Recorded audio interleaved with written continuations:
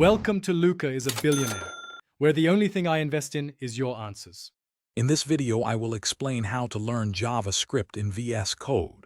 First, ensure you have Visual Studio Code installed on your system.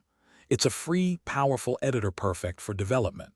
Next, open the Extensions view by clicking the square icon on the sidebar and search for JavaScript and Node.js.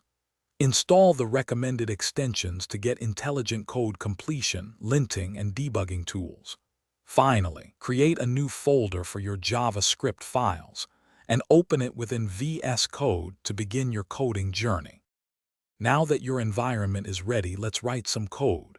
Create a new file, perhaps named app.js, and type a simple console log hello JavaScript statement. To run this, open the integrated terminal by going to Terminal, then New Terminal.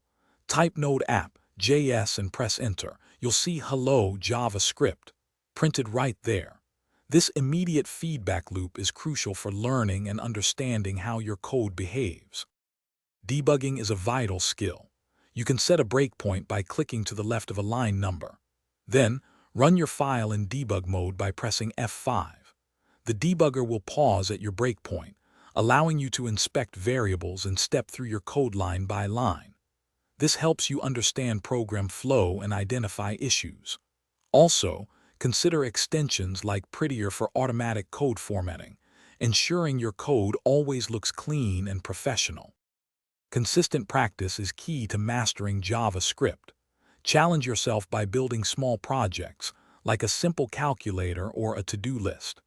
Regularly consult resources such as MDN WebDocs for in-depth explanations of JavaScript concepts and syntax. Remember, learning to code is a marathon, not a sprint, so celebrate small victories. Also, for those looking to improve their financial literacy, check the description for a link to a highly recommended book and other valuable deals. Keep coding and exploring. Thanks for watching, and please subscribe. It's the best investment you'll ever make.